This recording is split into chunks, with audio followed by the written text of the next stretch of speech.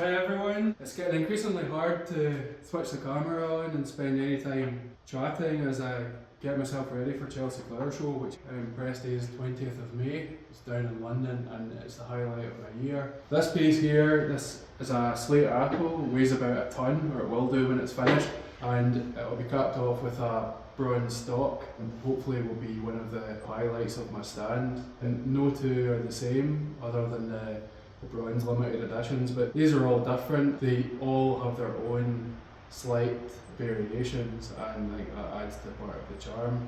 This one, I've not tried to accentuate this dip. Quite often I try to think about making them quite heart shaped. This doesn't have quite so much of a dip coming down here and towards the centre, and sometimes I think that pieces that are more understated actually, they have more about them in terms of beauty and their simplicity.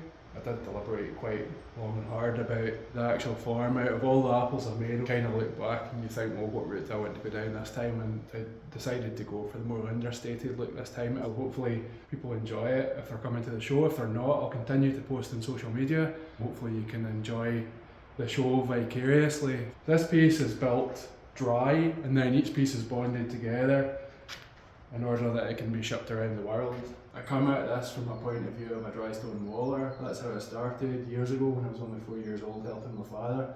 I basically used the fundamentals that he taught me as a child in the sculptures that I make today. The slates, as you see here at the top, they come from the outside almost to the centre, but I think often the most charming pieces are the pieces that are built either dry stone or dry stone and then bonded together. You obviously can't see how they're fixed, and that is part of the charm. Part of the intrigue of coming across a piece in a garden somewhere and not knowing how it was installed.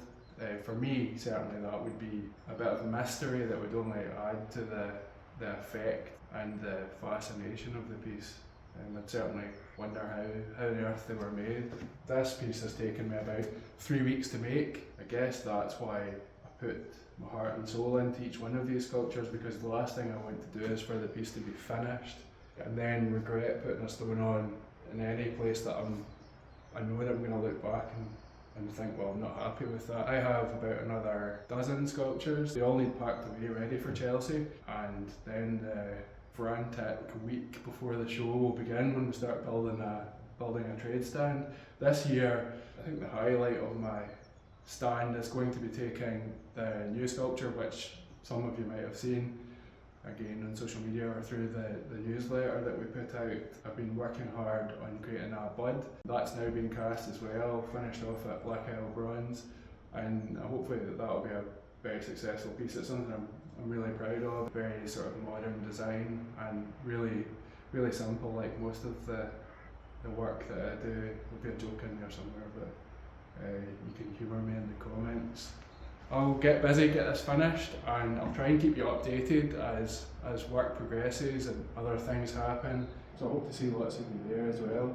You can see these pieces in a proper garden setting, which is really needed to set them off.